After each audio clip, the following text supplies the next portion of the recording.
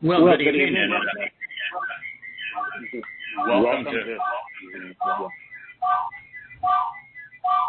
Well, we have a serious audio problem. Let me call back in and see if everybody's going to come.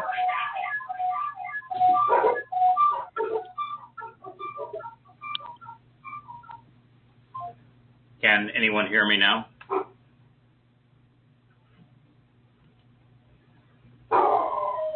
Do we have any audio at this point? I can hear you. Hello? Do we have any audio? All right, in the chat room. Oh, I'm hearing that we do have audio. I can't hear anything from the show, but I understand we do have audio. If that is... Can you hear me? Yes, I can from my speakers. So it appears so that you understand what the problem may be as while I'm on my boat, which will be for the next 2 weeks. I am using a headset through a laptop that is connected to a dedicated Wi-Fi capability that I purchased through AT&T to support specifically the show. And it has worked through Direct Connect because I'm unable typically to dial into the show, particularly to the host line from the U.S. Virgin Islands. So we've had some technical challenges trying to do that. And for reasons that I do not understand, it appears that the microphone is working on my headset, but the earphones are not. So I don't know what the problem may have been. I tried to call in and we got the terrible echo. So since it appears that we are working, and JB, I can hear you through my laptop, we may have some feedback here. We're not going to have Kirk this evening. Terry, let me give you an update on Terry so that you know. Terry is scheduled to arrive back home from the hospital. She has been in the hospital now since November. She is scheduled to be back home this evening, right about to this time. Her prognosis is not good. The cancer returned in her liver, and she has become consistently weaker all along during this process.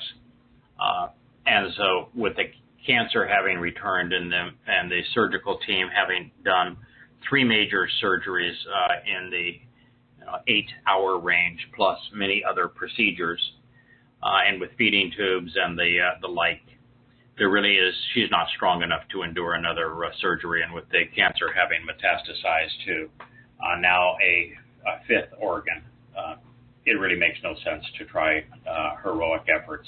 So she's going to come home. She's going to be under hospice care, and it'll be as comfortable as she can be while she makes this transition from this world to a much better one. But she'll be back home, and in the state of California, that's a big deal because Kirk has only been able to visit her twice in the last couple of months since Florida went under lockdown. The hospitals have precluded anyone to visit, and now she'll be home, which is what her choice was. And it was a fairly miraculous turn of events where the surgeons who have made a number of mistakes and the hospital who would be concerned over those mistakes have done the right thing, and they've agreed to cover the cost of Terry's at-home care during this period of time. So I don't mean to have misspoken if I've said something that's incorrect, but I think that is the assessment, and that Kirk is dealing with the first of the in-home healthcare providers. Terry is bedridden. She can't walk, so she requires full-time care at this point. So Kirk is delighted to have her home. She's, I think, very happy to be home after having spent more than 6 months in the hospital. And she's going to get the best care that is possible 24/7 in their home as she makes this transition. JB, it's just the two of us. We're going to return to that discussion on the Towrah. We've had Yahweh tell us that this individual is going to be empowered by the set-apart spirit in 7 different ways. So he's going to be very much like everyone that Yah chooses to work through, in the sense that Yah can find the weakest, most flawed implement around, someone who is decidedly unreligious, non-political, and by the fact that they have flaws and weaknesses, they're by necessity going to be reliant, was the case with Moshe. And so long as he picks someone that is enthusiastic about what he's doing, he likes passionate, strong, bold individuals, none better than Dowd, then that's how Yahweh prefers to work. He would have loved it if when he was talking to the children of Israel at the beginning of the Exodus from the top of Mount Horeb in his own voice, that they would have embraced him being there, and they would have enjoyed hearing directly from their Heavenly Father. But the children of Israel were panicked, that they were very uncomfortable hearing God's voice. They begged him to stop speaking to him. They were intimidated, and that wasn't what God intended. So he has chosen, as the prime directive, to speak through, to communicate through, to work through his creation. And it is, well, I guess is in one way it's an honor to be among those that God chooses to work through. And in a human sense, it is the opposite of that, because God never picks the kind of people that would impress anyone. Even when he chose to represent aspects of his nature as the Pesach Passover lamb, he specifically said, there is nothing about this individual that would inspire anyone to pay any attention to them. And of course, that is just such a death knell in Yeshaya 53 to Christianity, because they've turned that individual into God and worship him. And God said, listen, there is nothing about the Passover lamb that should inspire anybody to pay attention to the individual, but simply the deed that they are performing. So that is what God intends, and he has said specifically of this Passover lamb that this individual will be inspired via and emboldened via and enlightened via the set-apart spirit, that his understanding will come via the set-apart spirit. But in a unique way, as we recall, in the sense that everyone else that Yahweh has worked with, he has communicated either directly from his words to their ear and then asked them to write it down, or he has taken them to the future, shown them what is going to occur, and have them write that down. That's the two ways that God has communicated with his prophets. So this individual is definitely not a prophet, not being communicated with in that way, but yet is very powerfully inspired by the set-apart spirit. It says in the last statement we read last week, it says, he will exercise good judgment by seeking to be accurate, honest, and forthright with regard to opening the door for the discerning. He will provide proof using sound arguments with everything laid out into the open, doing so fairly on behalf of the sincere who are seeking straightforward answers. That is really it's so reassuring for what we have done, JB, really from the beginning. We've tried to exercise good judgment. We've tried to be discerning. We've attempted to filter right from wrong, truth from fiction. I don't think you could have been more devoted to being right than we have, to being accurate, honest, and forthright. When we make mistakes, we go back and correct them. You and I have been delighted when someone would point out something that we may have erred regarding, because it gives us a chance to go back and correct it. Yeah, there's nothing I hate more than being wrong. So if you can prove me wrong, do it, and I'm going to change because I want to be right. Right.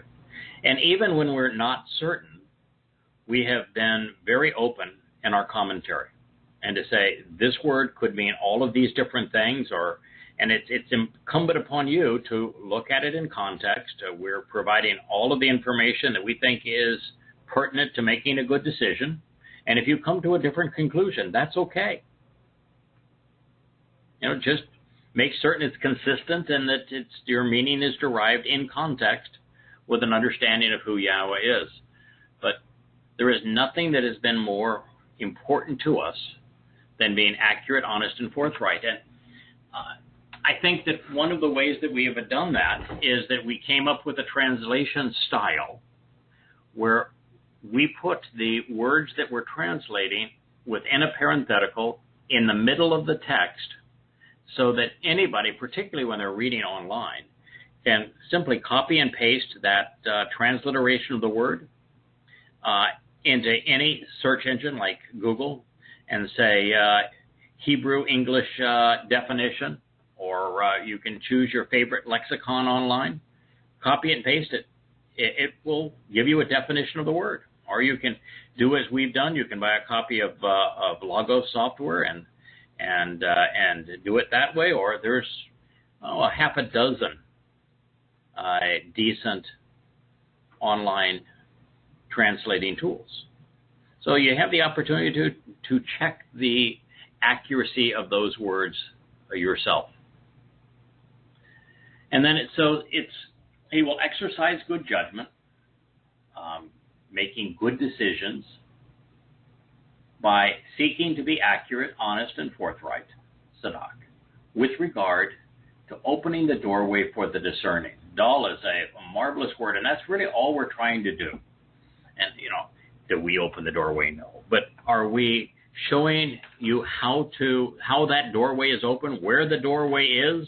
This was the big issue with Yahshua, and this prophecy we're reading is from Yahshua. And when you read Yahshua, we're told very early on that the saddest moment in his life was following the most joyous moment of his life. He had the opportunity to see Yahweh in the seventh dimension in Shamayim. And it was a thrilling experience for Yahshua. But Yahweh opened the door to Shamayim, to heaven, in Yahshua's presence, and there was no one outside.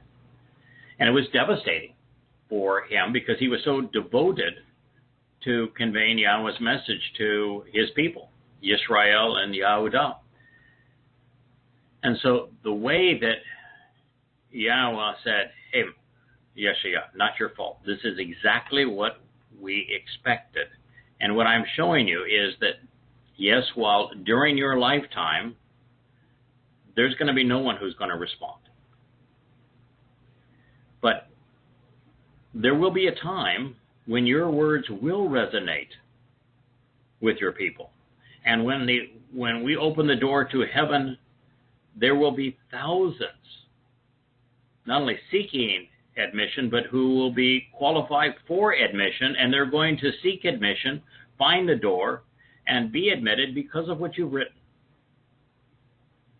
But that time is in the last days, and so he's speaking of the role of this individual, this choder, and how this choder is going to help the discerning by exercising good judgment and being accurate and honest and forthright to find the doorway and have it be opened for those who are discerning. Dal. advice on providing a way for the few and otherwise insignificant, using spoken words to disclose the entrance on behalf of the unpretentious who have been deprived from the law, to draw conclusions and thus to be discerning.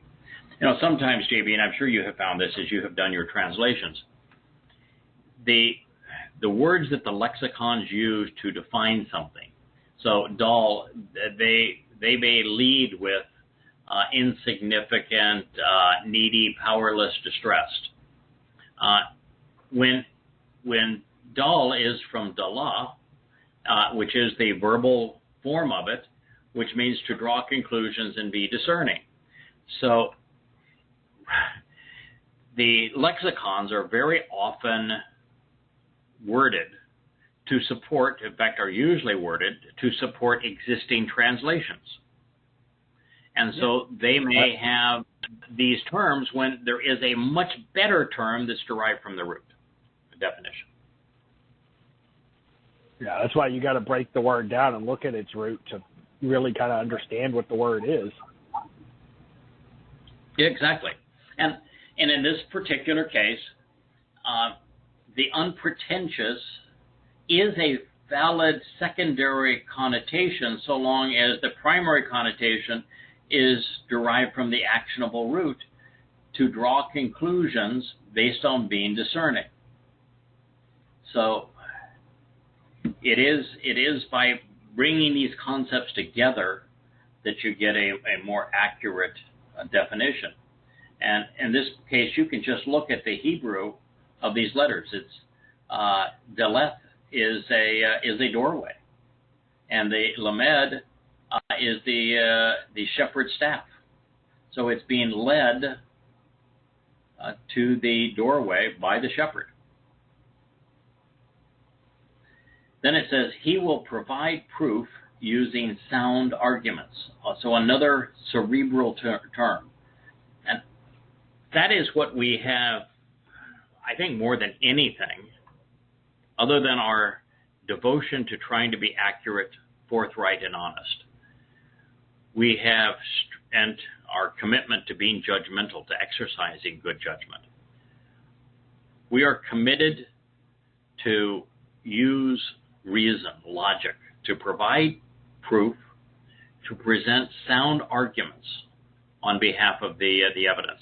It's one thing to know what the evidence is, and there's not a lot of people that pay a lot of attention to Yahweh's words, but there are some, and it's important to know what he has to say. That's the evidence. The words are the evidence.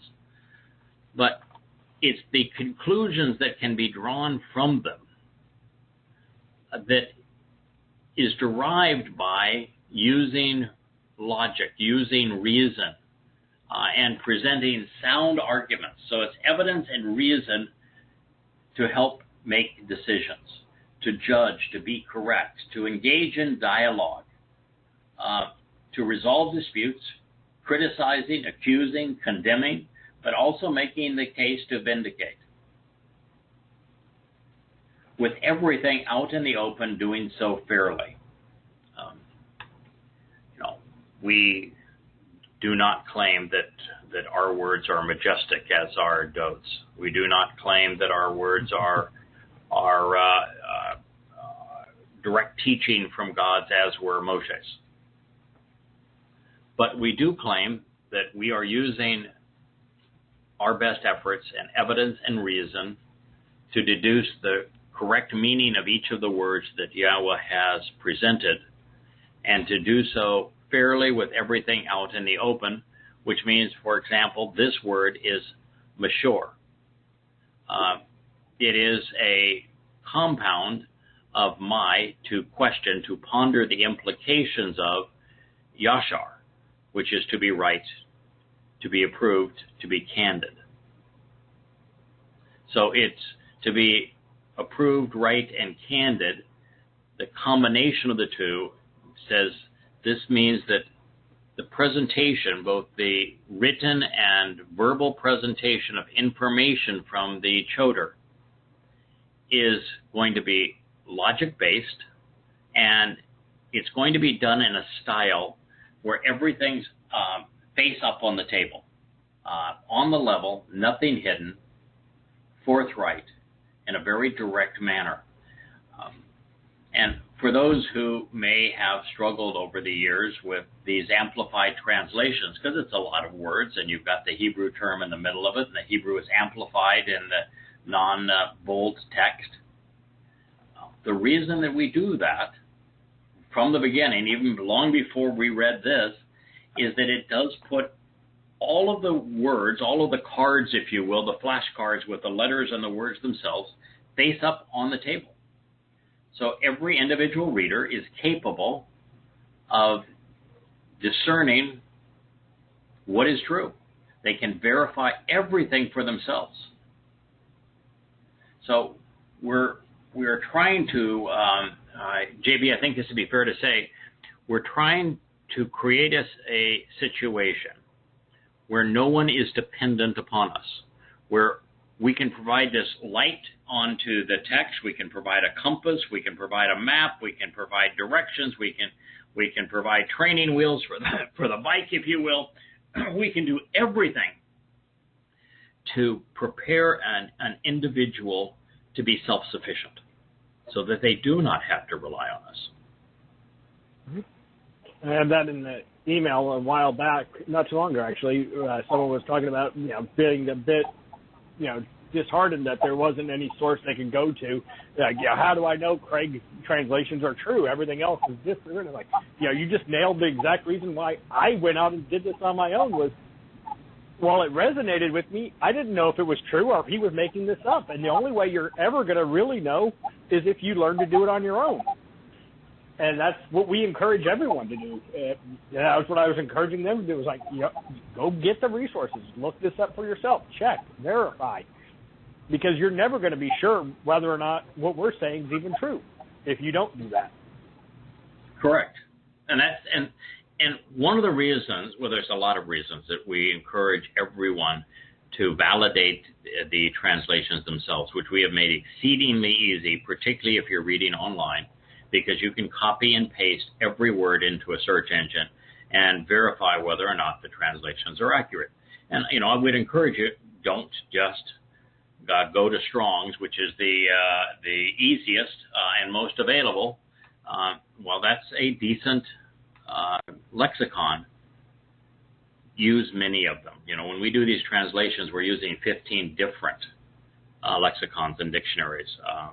And we're also looking at the letters as to what they convey, and we're going to the actionable roots of each word. So pay attention to all of it, but go and do that. That's the reason they're written the way they are. And when you do that, first of all, your confidence goes way up, because now you're relying on Yahowah, not JB or myself.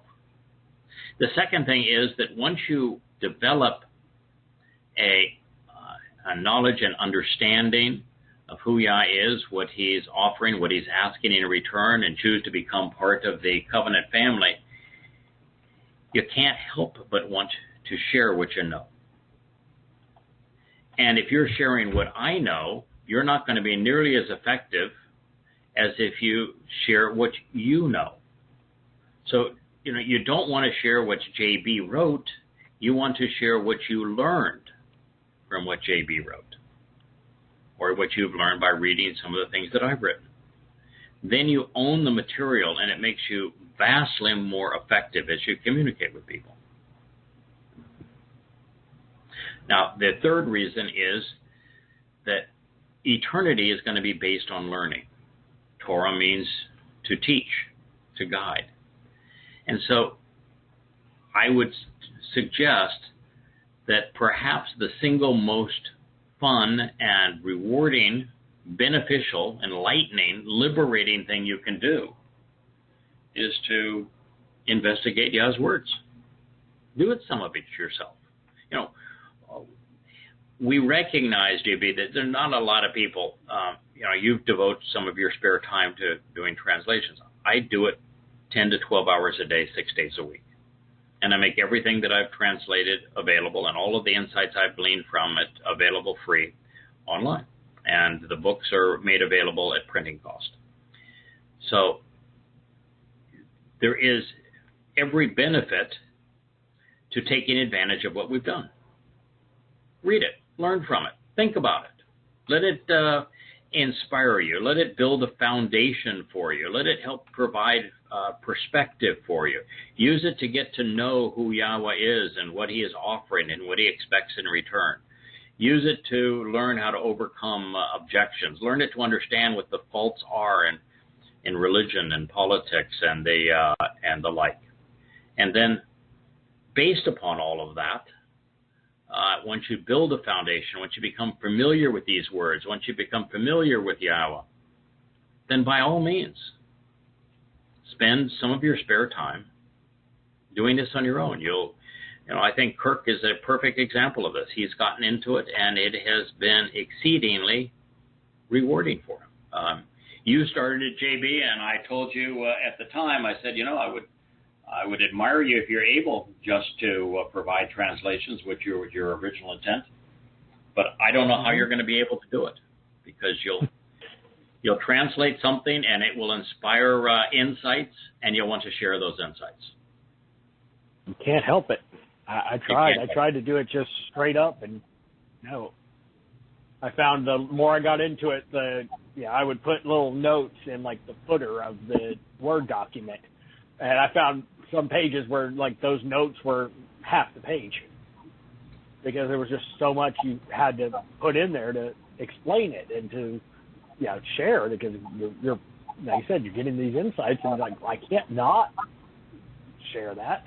Yes. Yeah, exactly.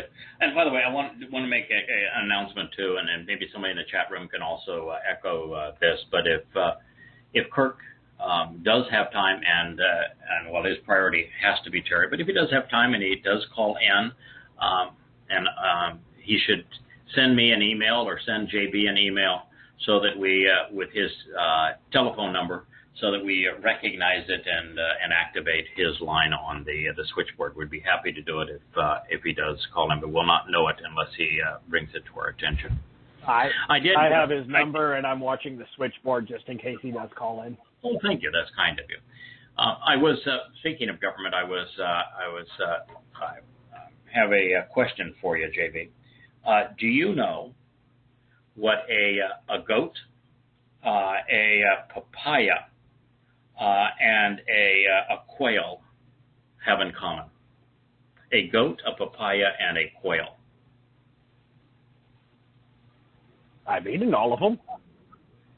Yeah. Okay. Well, that's good. The president of Tanzania became distrustful of the World Health Organization, because every test for COVID-19 that his country sent into it was taken by WHO technicians and resolved by them, came back positive, every single test.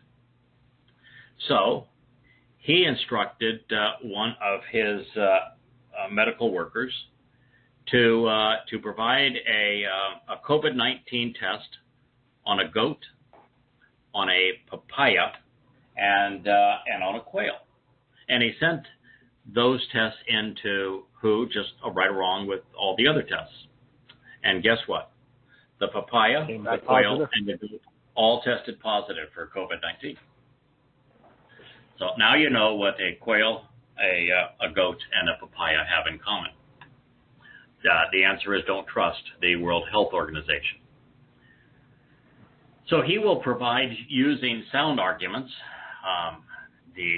mystifying the World Health Organization, everything out in the open, doing so fairly, on behalf of the sincere who are looking for straightforward answers. Anah. This is a variation of one of the most important words in the Torah, prophets, and Psalms. Anah is to answer and respond. When Yahweh issues an invitation to attend one of his 7 Moed Mikre, invitations to meet with God, it is our responsibility to answer that invitation and respond to him, offering a reply. Well, Anah is a variation of that with A-N-A-W, And what it means is that this message that the Towrah is conveying will appeal to those who are sincere and who are looking for straightforward answers. So not only is the information presented in a straightforward, forthright, open, and honest way, using evidence and reason, it is going to appeal to those who are looking for straightforward answers, who are not pretentious, and who are willing to respond, but need some assistance from a witness. And, as I am now in the process of working with the team to edit, not only we've created the final versions of Coming Home in 2 volumes, but now 5 volumes of observations. One of the reoccurring themes from those who are the editors is that the information that is being provided is still enlightening, still enriching, still helpful, and it all is augmentative and adding to what we know, and helping us understand even more of what God is offering. So, it just never gets old. We can just continue to grow so long as we're willing to respond and receive the answers that Yahweh is providing. And this ends of the land. So God's primary audience is for those in the land of Yisrael, who he is bringing home. The Towrah will wield the words of God based upon what God has revealed through his prophets on behalf of those seeking answers, helping them find the proper response. He will do so accurately and honestly. His assessments from his conclusions to his insights will be presented in a forthright manner. His arguments on behalf of Yah will be sound, as they will be based upon evidence and reason. But more than anything, his presentation of Yah's word will be consistent with the standard that God has established. Every thought-provoking statement will lead to the same place, striving for the same results, directing our attention to the doorway Yahweh has provided, such that it is open for those who would otherwise be deprived of life. But it is not only about life. The Towrah will be deployed to do as Dowd has done. Not as well as Dowd has done it, but nonetheless, sort of an understudy. He will aggressively and openly expose and condemn everyone contrary to Yahweh and Yehudim. However, for those open to listening to the words of Yah, his oratory will bring life. For those who are opposed, it's going to bring death. Based upon the choice of verbs, there will be a time and place, based upon what we've just read, where the Towrah is going to be asked to defend Yah's flock. His words will become weapons. Just as they bring life to those who accept the Father and the Son who spoke them, they will be fatal to those who will deny them. There is a time, JB, and we've known this for a long time, when the last opportunity for choice will have occurred. Free will exist up to a point. And there is a point in time where Yahweh has to resolve this issue and say, you're either with me or you're against me. And that he has to clear the earth of all religious and political influences and all negative and hostile and malignant influences. So if you're not part of the covenant, then you have to go. And you'll either have your life truncated at that point if you're opposed to the covenant but not leading others astray, or you're going to be incarcerated for all eternity for leading people astray. But right now, and I would think for at least the next 7, hopefully 10 years, everyone who is open to listening to what Yahweh has to say will have the opportunity to be part of his eternal covenant family. But somewhere between 10 and 13 years from now, that will no longer be the case. And so in this particular role where the Choder's words bring death, it's the word of God that will be wielded against them, such that prior to his return, everyone who is not part of his family has to be eliminated, because the earth is returning to a condition very much like the Garden of Eden. Now, since Yahweh is continuing to speak of the Choder throughout Yahshua 11, through most of Yahshua 12, it's still the subject of discussion. There is a transition period where Dowd's words and Yahshua's words and other prophets are being used to call Yisrael and Yehudah home. And it's this period of time where before Dowd's arrival, before Yahweh's arrival, before the beginning of the millennial Shabbat, that this is occurring. It says, then he will strike, verbally attacking and disabling. The word is naka. JB, I first translated this 3 years ago. And 3 years ago, I wasn't even remotely prepared to deal with this Choder thing. And so I looked for every possible way to render naka as softly as it could possibly be, because having words, even when empowered by the set-apart spirit, that's why God said, there's 7 ways that the set-apart spirit's going to empower this individual and enable them. But still, under those circumstances, it's one thing to share what we have learned and understand the life-giving nature of Yahweh's words. And it's another thing to expose and condemn religion and politics and to point out the flaws in those things and how we have to walk away from them to be part of God's family. It's another thing to have one's words actually execute that result. And so this was a very tough thing to translate. Then he will strike, verbally attacking and disabling. It is naka. Then he will confront, crippling and incapacitating, sarcastically mocking, chastising, and judging. That sounds like my favorite prophet. That's the style of Elia. Elia is clearly going to be one of 2 individuals doing this. And let me finish the definition of naka in this statement, and then we'll speak about how we know there is a second individual that is going to be working with Elia in this regard. But then he will strike, verbally attacking and disabling. There is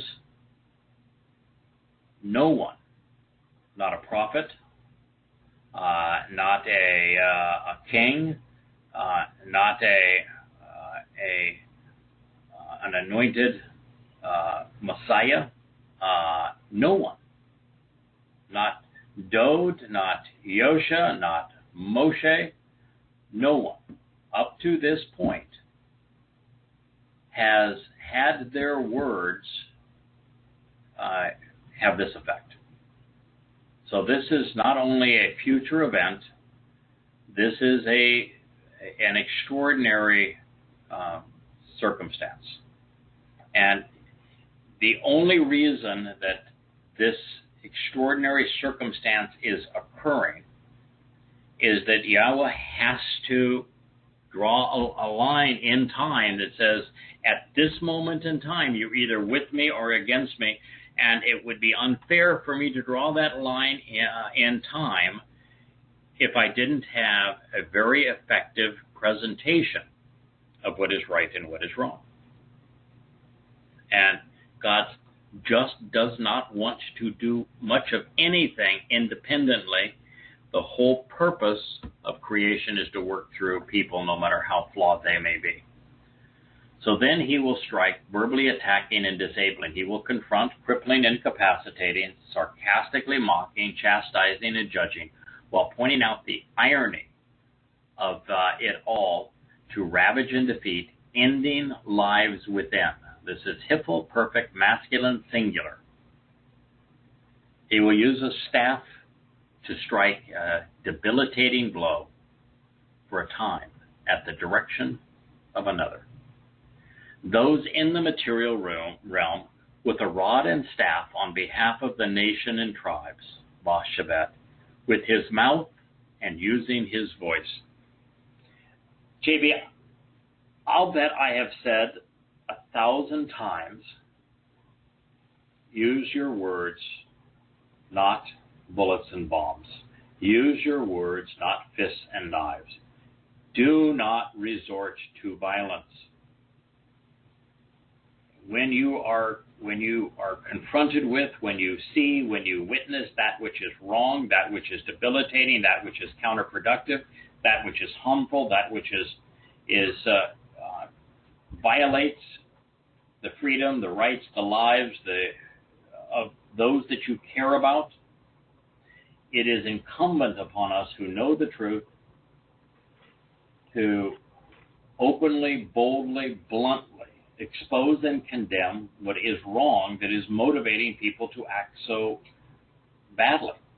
That is part of our job as part of Yahweh's family, to protect his family by being bold and blunt with our words.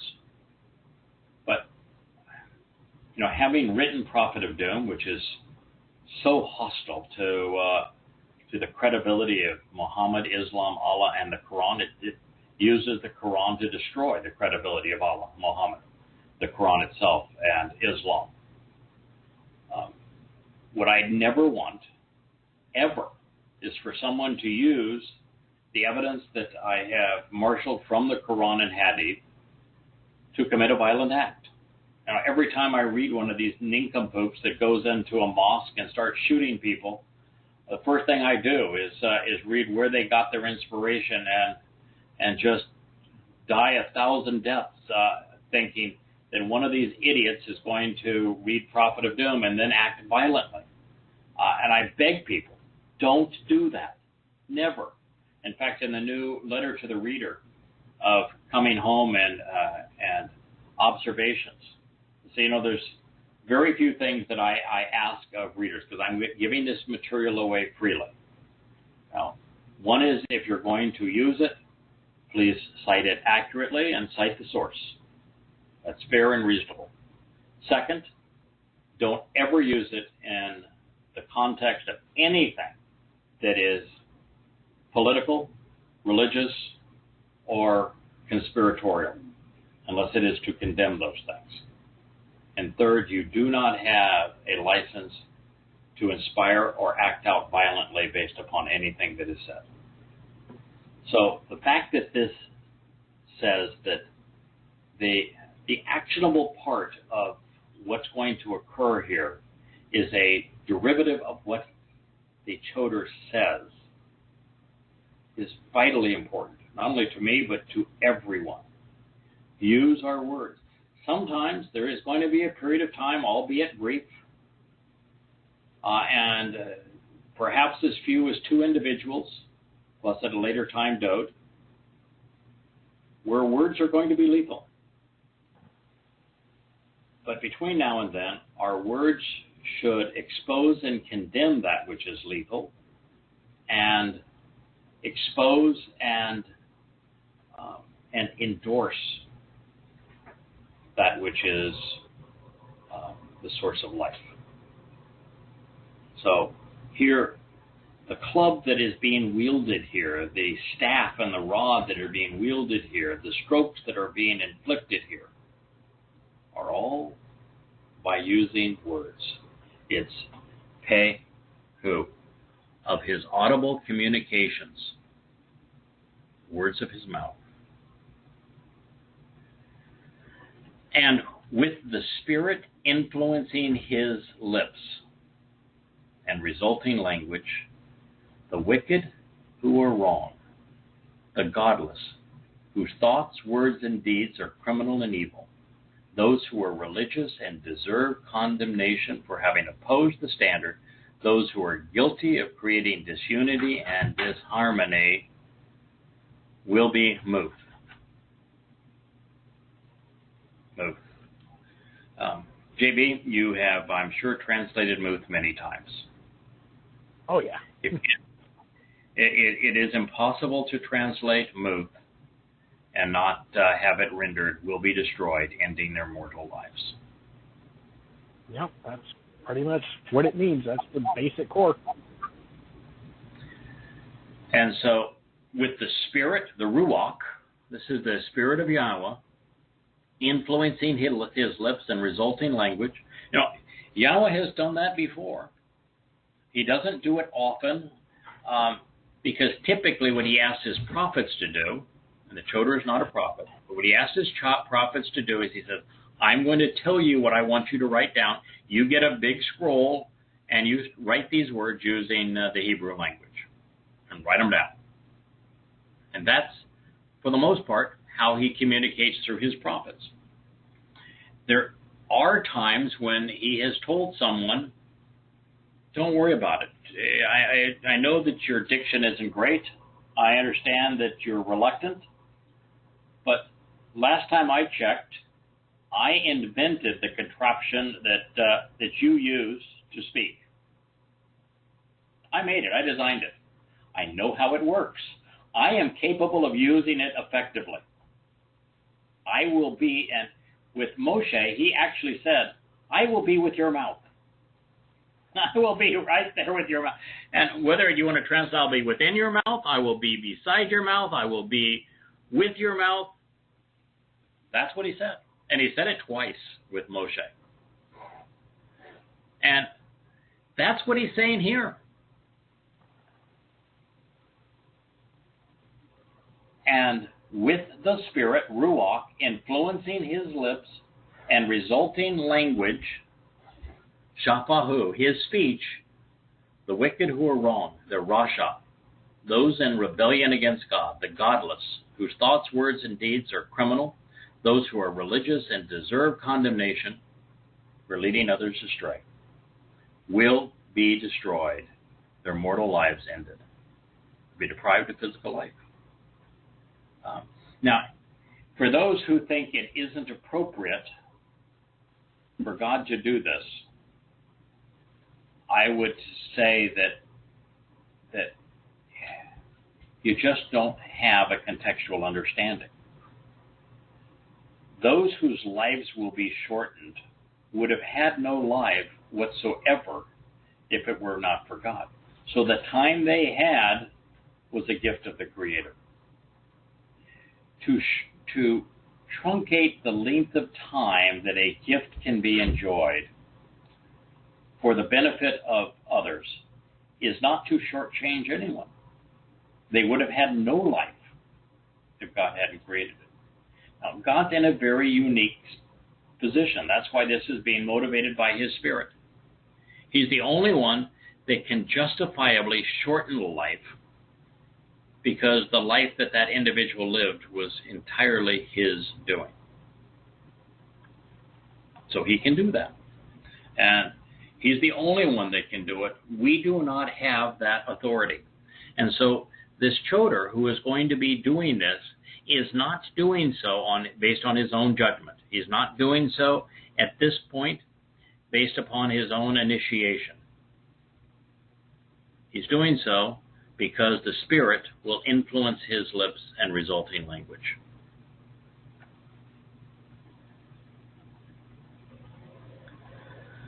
The great Isaiah scroll, found hidden in the bluffs above Qumran, In it, the wicked who are wrong and who will cease to exist as a result of the words spoken by the Towrah under the influence of the Spirit,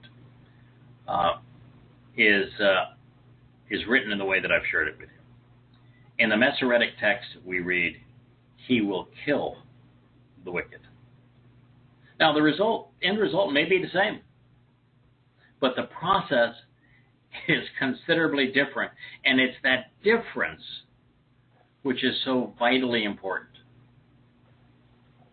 So, while the King James may say, "He will kill the wicked," the text actually reads, "Waba," and with Ruach, the Spirit of Yahweh, Shapahu, influencing his lips and resulting language, Rasha, those who are wrong, wicked, religious, godless, Muth, will be destroyed with their mortal lives ended. It was written in the Hiphil imperfect, active, masculine, singular. The Hiphil means that the subject, which is the Spirit, is going to cause the object, which is the Towrah, to engage under the subject, the set-apart Spirit's direction and influence. The set-apart Spirit is influencing the object such that the object becomes an understudy of the subject. So the object becomes an implement that is an understudy of the Spirit, with ongoing implications because it was written in the imperfect, and yet this is masculine singular. It is an individual man who is doing this. Now, not only is the Ruach Spirit feminine, not masculine, making the Masoretic text inaccurate, because it's the words of the set-apart Spirit that are having this effect.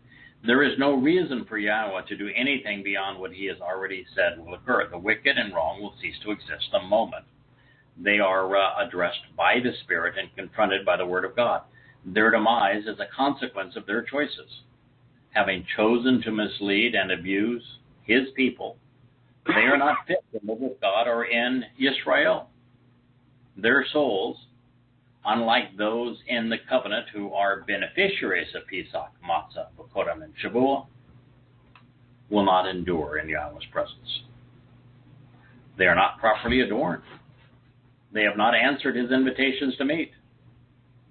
They have not accepted the conditions of the covenant, and thus they will not receive its benefits. They will die. When we first consider these words, as I shared, JB, I was not prepared for them. I did everything I could to weaken the implications of Naka, strike and disable, and especially move, ending a mortal life. It was one thing to verbally expose and condemn those who were wrong. It's another to have one's words extinguish their lives. But fortunately for the Towrah, this stem, it is the Ruach Spirit empowering this transition from exposure to extermination. We will not be wielding weapons, just words. I'm aware of a single instance in which Yahweh empowers individuals to the extent that their words have this effect. Since we know that Elia will be one of those witnesses during the final days of Yaakov's troubles, this suggests that the Towrah will be the other. If so, Elia will speak to Yisrael and Yehudah, while the Towrah will be there to hold Christians, Muslims, and secular humanists accountable. These are all isms that did not exist during Eliah's life. He would know nothing of Christianity. He would know nothing of Islam.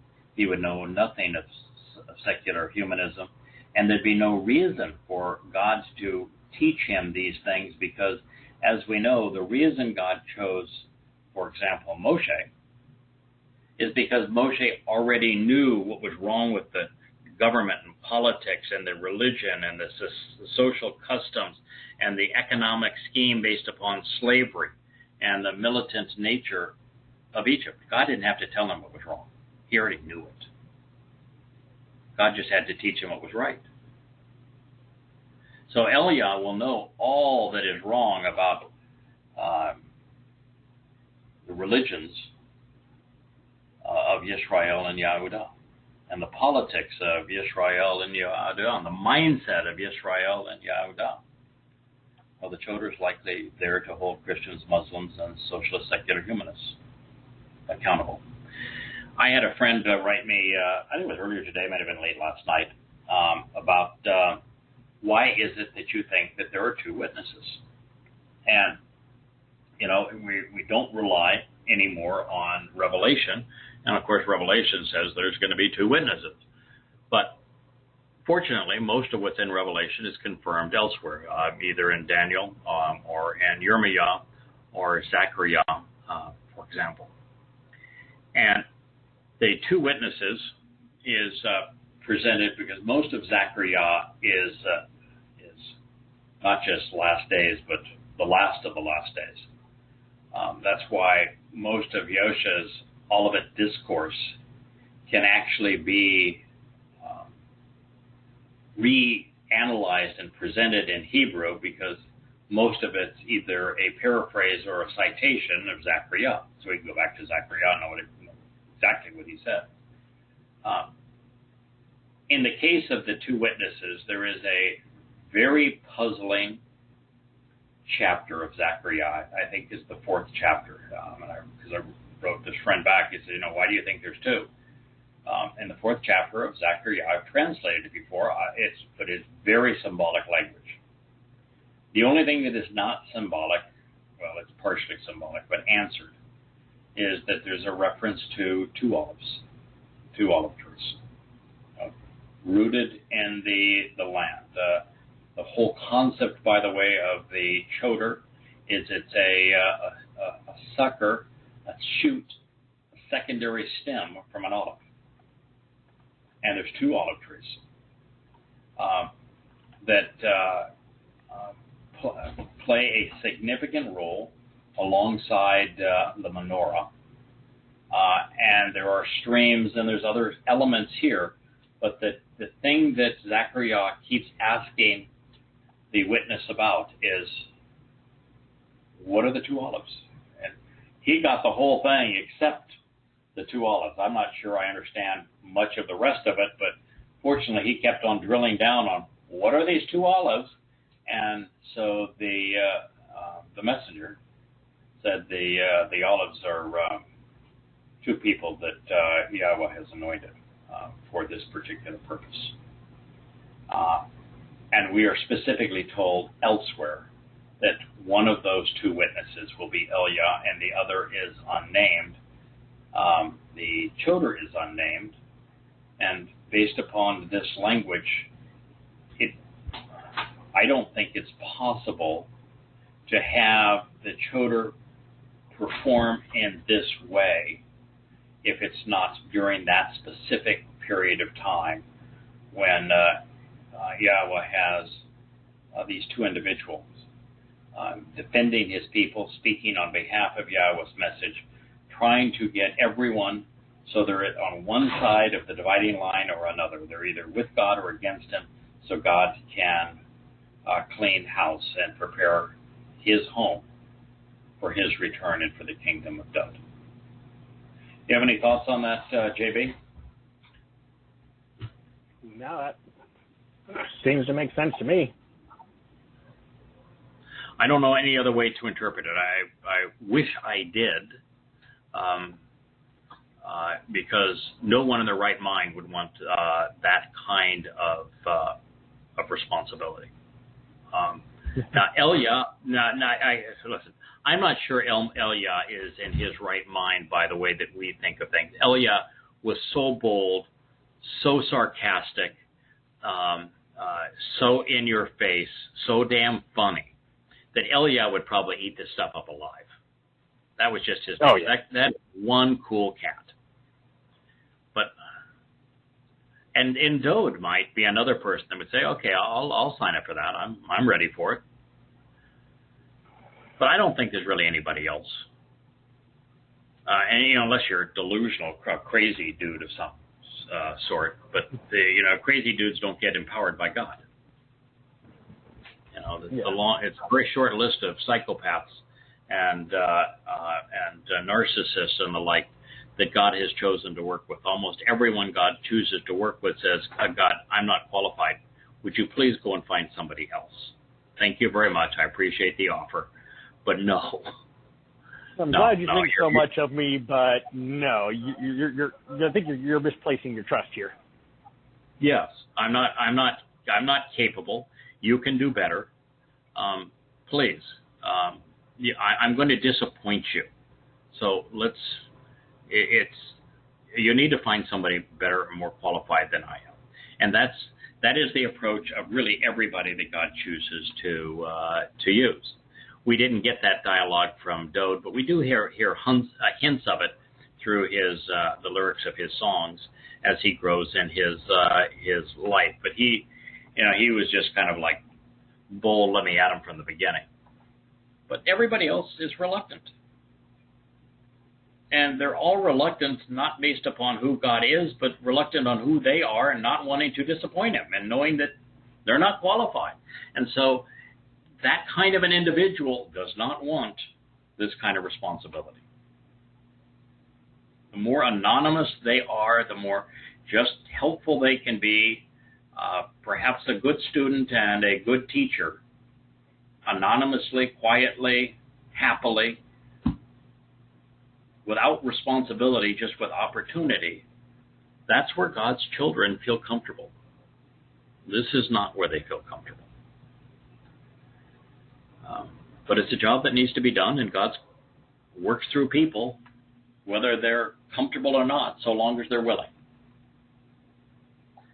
Now, hopefully, the Towrah, even when overshadowed by the greatness of Elia, and I think being in Eliah's shadow would be exceedingly intimidating. I would say that there are several individuals in Yahweh's testimony that would be exceedingly intimidating. Elia would be intimidating. He wouldn't intend to be intimidating, but he would be. He's just too clever. It'd be like trying to be a comedian and standing next to Bob Hope and Johnny Carson. Now that dates me, but no, you're just not going to compete with those guys. And of course, Dowd would be ridiculously intimidating. He's just everything. I think Moshe would be intimidating. To be around. I mean, if Moshe was talking, I'd shut up. I'd shut up just hoping that Moshe would talk. So this is an intimidating duty. And personally, I think you and I are both just fascinated with Elias. We love his... he's my favorite. Yeah, sarcastically bold approach. I'd be awestruck just to be in his company. But, your words are empowered by the Spirit. Yah can work with the flawed and reluctant implements, and so he's going to figure out a way to make this work. And one of the things I have learned along the way, JB, is God's really serious about what he wants to accomplish. He wants to call his family home. He loves Yahudah. He loves Yisrael. He hates what they have done to themselves. But before this is all over, he wants as many as possible to be part of the covenant. This is what God wants accomplished. Yahweh wants us to work with him to get this done. And to tell God, no, that I'm not going to do this because I'm intimidated. I'm not going to do this because I'm uncomfortable. I'm not going to do this because I'd rather be anonymous. I'm not going to do this because I'm not qualified. How can you tell God that when there's so little time left, so few people willing to engage, and he wants this so badly?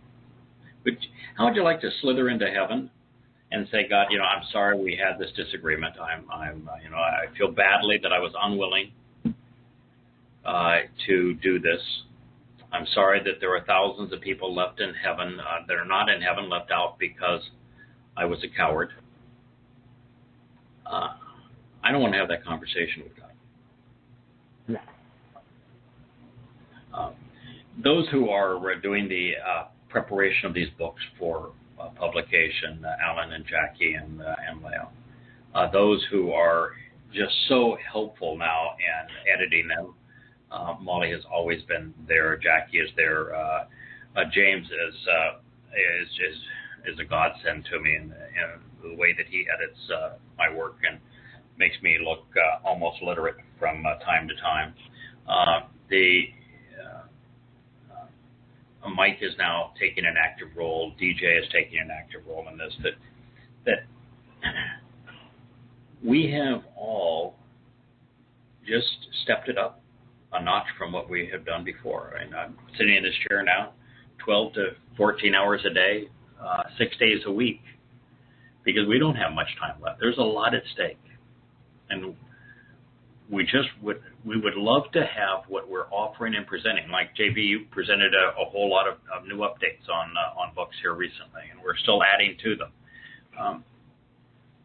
We want our efforts to be as Yah-worthy as absolutely possible. None of us want to go up and have God say, my job is to overlook your shortcomings, but what a difference it would have made if you'd only been willing. I don't want to do that.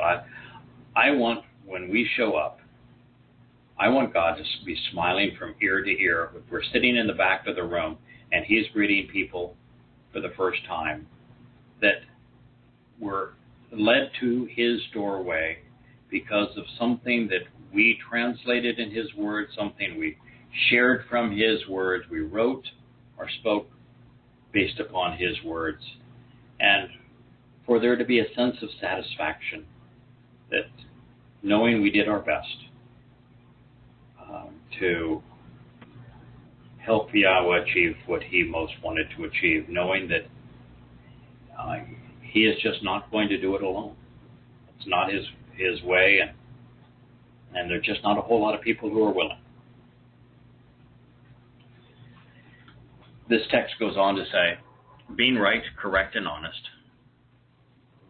Sadak again, one of the most important words in the whole of the Hebrew lexicon. It is the word that defines Dowd. God constantly says He is Sadak, right. Being right, correct, and honest will be the belt around His waist and the trustworthy and reliable nature of His witness will be the band girding Him. We are going to stand upon and be supported by what is right, correct, and honest. In today's world, if you speak something that is inconsistent with political correctness, truth is never a defense. If I say it is appropriate to hate pedophiles and pedophilia, to hate rape and rapists, to hate murder and mass murderers, to hate those who deliberately deceive in a material way, or who inspire those kind of bad behaviors. Hate is so politically incorrect that even evidence and reason will not be a defense. If you expose and condemn Islam based on the Quran, the fact that every word is based on the Quran is not a defense in the politically correct world. My recent slap in the face was trying to sell my Charlottesville home, and the New York Times had chosen it for the home of the month and had featured it, done all of the photography for it, done all the interviews, had the story, and then decided to pull it because I had written Prophet of Doom. Now, the fact that Prophet of Doom was entirely based on the Quran and Hadith and didn't have any of my opinions in it. Strictly Muhammad's and Allah's words. It was not a defense. Didn't want to hear it. So this is a very different situation. The support, the defense of this individual, this belt girding them, the band surrounding them, this individual, is the truth. In God's view, the truth matters. The truth is a defense. The truth is the defense. It's all that matters. Yeah, it's all that matters. The trustworthy nature of the witness is what matters. And that's what God's saying here. The choder is going to be politically incorrect because he is going to be correct. Being right matters. Being reliable counts. So long as we trust Yah, we are properly guided, no matter the mission. Affirming that the choder will be empowered on behalf of Yahudem as we approach Dowd's return and the celebration of Sukkah. Yahweh uses some rather intriguing word pictures to describe the world as we will soon see it. Nothing will be the same. And this is really interesting. What follows, very, very challenging to try to translate. And sometimes I think we're given word pictures, JB, that it's like the two olive trees and the menorah and the springs of living waters and the like that is in Zechariah 4. They're word pictures that are really challenging to figure out. Sometimes you really have to grow in your understanding of God. You have to be exposed to things you didn't previously see before you say, now I get it. I've done my best to present what these things represent, but I'm not sure I'm right. And I don't need to, nor do you need to know, nor does anyone need to know exactly what these word pictures all mean, but it is important for us to at least think about it and try to understand them.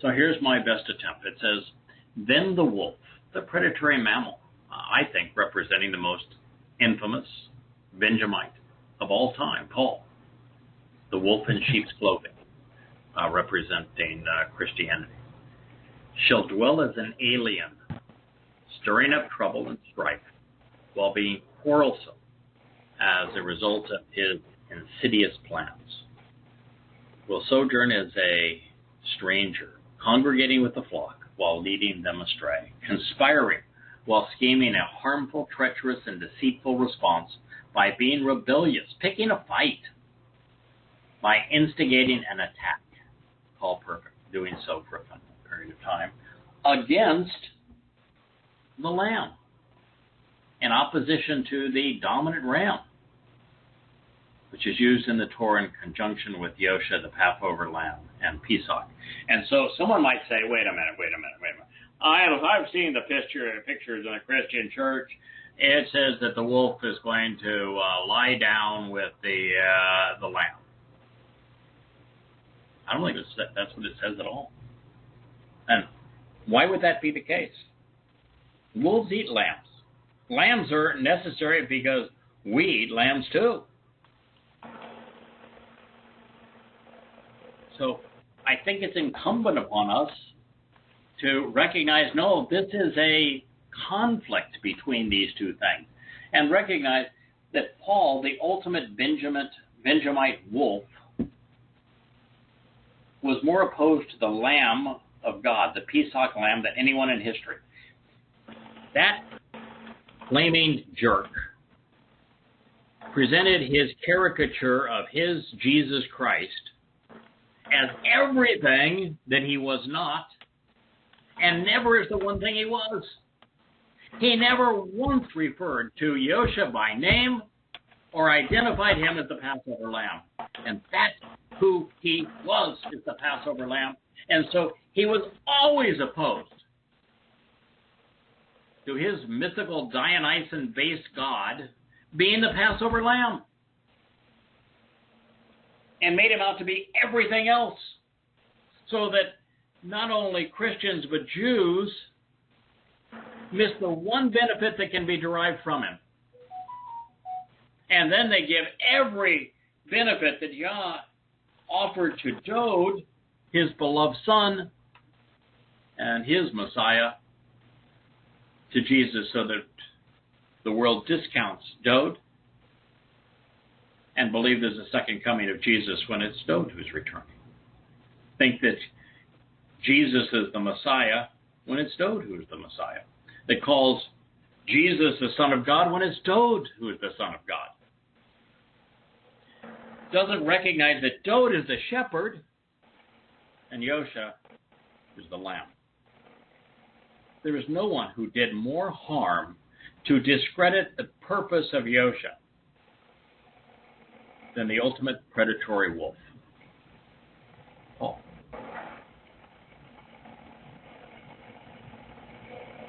So, JB, what do you think about that opening and how different it is from Christian Bibles? Pretty awesome. Yeah, this way it makes sense. And the leopard, now the leopard is Namer. It's one letter shy of a Nimrod. Nimrod, of course, is the individual who conceived the religion that became the basis of Christianity, Islam, to a large extent Judaism. And the leopard, of course, Nimrod was known as the leopard. And the leopard will stretch out, ready to pounce, in association with the goat, a young kid, from an unused root meaning to cut off, and thus symbolic of those on the wrong side of judgment. And so the Babylonian influences, the leopard, are stretched out and ready to pounce in association with those who are cut off and misled. The adolescent calf, this is a weaned cow from a gull, which means to resolve, coming full circle. Well, who is going to finally resolve the conflict and going to come full circle at this time? Israel. So I think it's symbolic of Israel, and those who are responsible for the golden calf are going to come full circle. And the young lion, Wa Kafir, used as a metaphor for Yehudah, it's the lion of Yehudah, who have been rebellious and recalcitrant, will be together for the first time and at the same time. That's the prophetic message. You know, and all of the new book covers that we have created, all of them, and we've now done 5 for observations, 2 for Coming Home. Actually, I've even created the cover for the 3rd volume of Coming Home, which is just barely begun. And what will be the logo on the new volumes of Introduction to God when it is rewritten, and Yada Yahweh when it's rewritten, is now the Lion of Yehudah, the stylized lion with a textured gold bat. The Lion of Yehudah. Dowd is the Lion of Yehudah. Yehudah as a tribe is known as the lion. Yahweh represents the most important of the chosen people, the tribe of Yahudim, Jews, as a lion. They're always presented as a lion. God is proud of them. They're majestic. They have a bite and should have a bite. And it is long past time that the lion roared again. And so that is our new logo image, is that the whole Yada Yah series is being presented under the logo of the Lion of Yehudah. And so the adolescent calf coming full circle, those who constructed, responsible for the golden calf, are doing an about face, and the young lion representing Yahowah, who have been rebellious and recalcitrant, resistant and in opposition, displaying animosity, resisting God's authority, will be together at the same time. Yahda will be one in accord with Yah, alike and in one place. And so this significant or insignificant steward and easily determined and known servant shall motivate, lead, and guide them. He's speaking of the Towrah. The Towrah is the insignificant steward. And according to God, an easily determined and known servant, an attendant of a lower social status who can be readily known on behalf of the scattered sheep, shall motivate, lead, and guide them. You know, every time that Yahowah mentions the Towrah or the Nakri, there's always two resoundingly consistent and important elements. You know what those two things are? That every time he speaks of the Nakri, every time he speaks of the Towrah, the two most resounding common denominators are Yada Yahweh.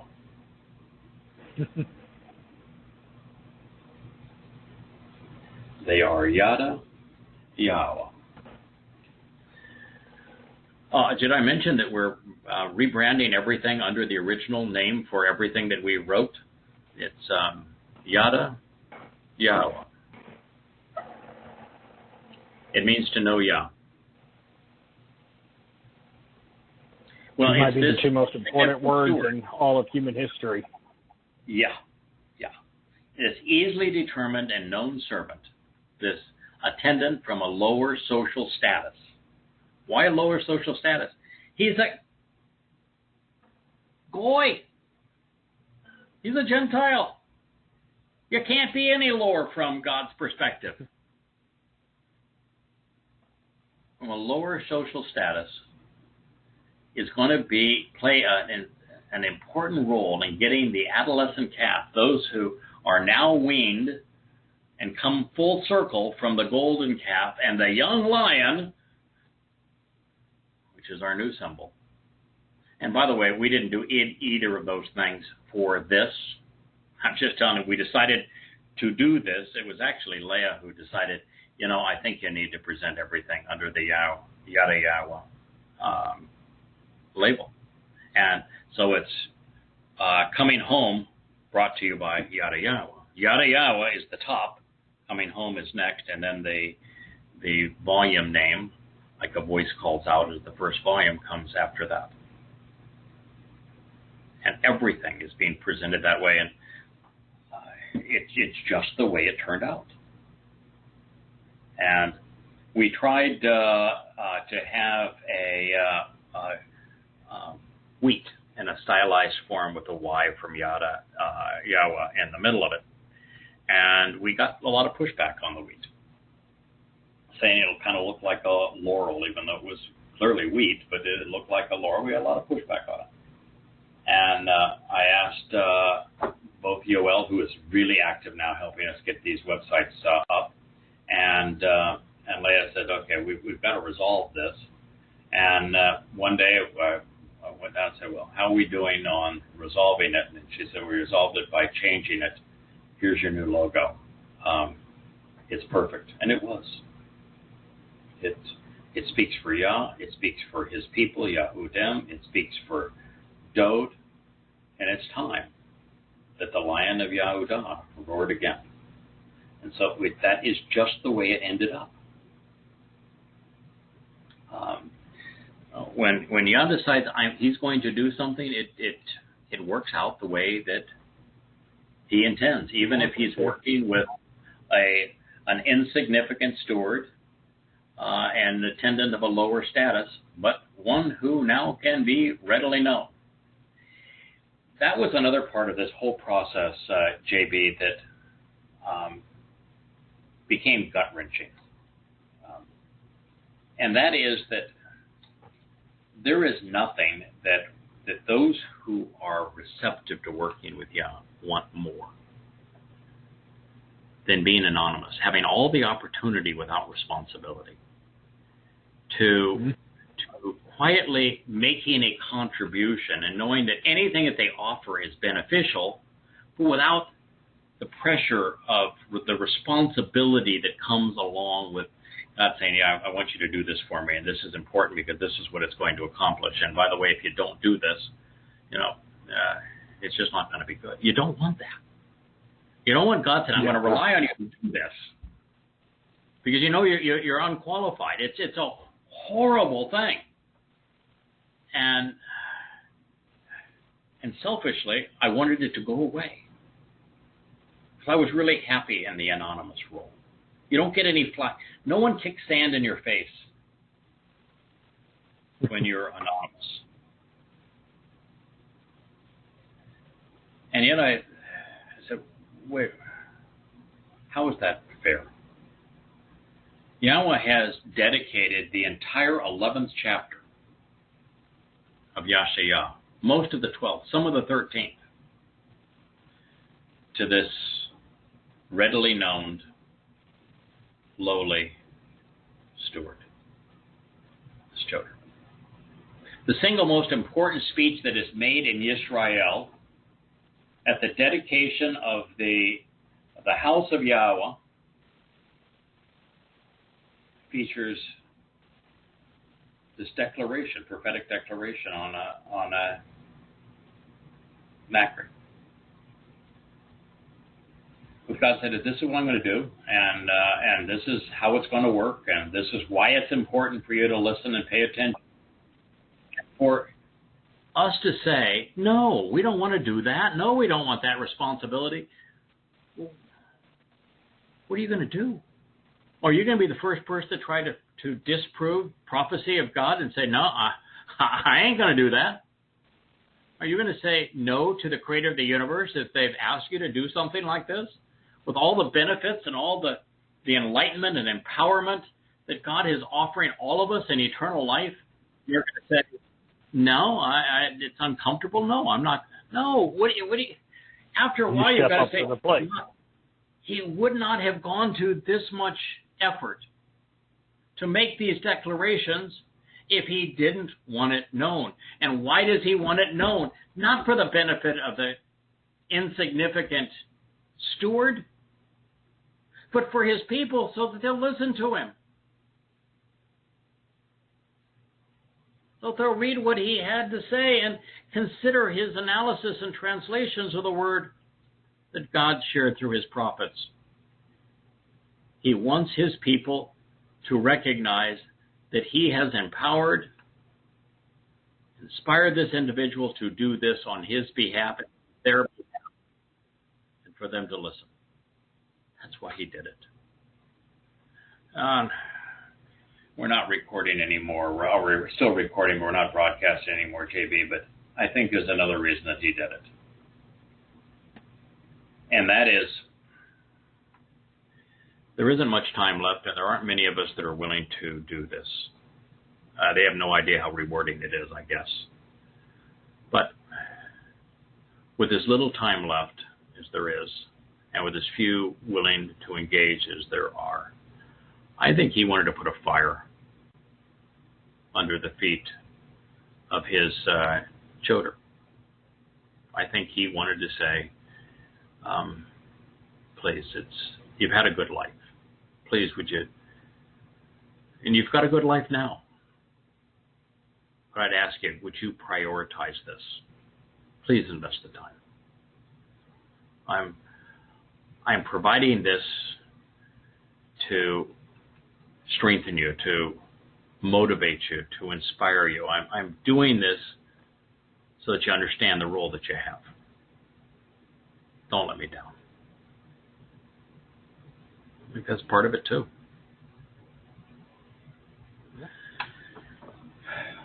But the words are here. We've never run away from what the words say. We shouldn't now. The cow, representing the faithful, the fruitful, who are flourishing. This is primary meaning of Torah means to be abundantly productive. What's the first thing that Yahweh said about the Towrah? Is that he's going to be productive and going to encourage productivity in others. So the cow representing those who are fruitful and flourishing, and the bear representing the empowered and the capable, Dob, the protective and motherly omnivore from Dobe, to be strengthened and to become powerful, able to capitalize on all life has to offer, living a favorable existence and a peaceful state. So the cow representing the fruitful and flourishing, the bear representing the empowered and capable, will be shepherded. God wants his flock to be led. Together, their youth, their young children, will lie down, be ready for action. The lion, as a wild carnival, the Aryeh, the powerful and regal, the meat-eating predator, one of the 7 Hebrew words for lion, from Ara, to gather together and pluck away, symbolic of Yahowah. Like the ox, as a domesticated herbivore, a large herd of grass-foraging animals, especially bulls and oxen, from Bakar, to seek, to inquire, and consider, shall consume, shall eat straw. Deben, the stalk of grain between the ground and the head, uses fodder for livestock and for building material. JB, I'm sure you have as well, but I've pored over and contemplated every syllable, every metaphor, every letter in this list, every lexicon, every root, doing what I could to present each as insightfully and meaningfully as possible. But I'm not going to attest as to whether Yah's intent was other than I have surmised. I am satisfied that we have deduced a highly relevant and meaning, insightful, useful understanding of these words. Whether there's further insights that I've missed, I don't know. I'm sure there are. But I think it's a decent start. And it's certainly intriguing. And it's a powerful way of looking at these word pictures. And, this is being told to us in an exceedingly important time. This is all taking place in the days prior to his return. In the end, my take on all of this is that the worst of times will lead to the best of times. The killing will stop and the living will commence, with the fiercest predator becoming an herbivore. Admittedly, given the options at our disposal, I've presented much of this differently than I had years ago. The Towrah's roles in these events leading up to this day have been surprising and unexpected, and now it's difficult to remain objective. Needless to say, our mission has always been to strive for accuracy and then go where the words lead, and we're not going to stop now. What we know is that life is no longer red in tooth and claw. The toxins have been removed. The earth is now much like Eden 6,000 years ago. Life is good for many reasons. One of which is we're going to find that the serpent is no longer in residence, and we'll save that for our program this time next week. So it is an interesting time. I would never have thought that the world would change so rapidly, so significantly overnight to set up the time of Jacob's troubles and to galvanize man against everything that God holds dear. God values work, and the response to COVID has foreclosed on work. God values values freedom, and the response to COVID has usurped men's freedoms. God values life, and the response to COVID will be deadly. God values truth, and COVID has inspired more lies than probably anything that man has ever endured. And it all happened in an instant. The plague of death isn't COVID. It's man's response to the virus. And with that, JB, a wonderful Shabbat. I hope everyone has a wonderful time. Our best to Kirk and Terry in this transition in their lives. Yeah. May God bless everyone. Happy Shabbat, one and all.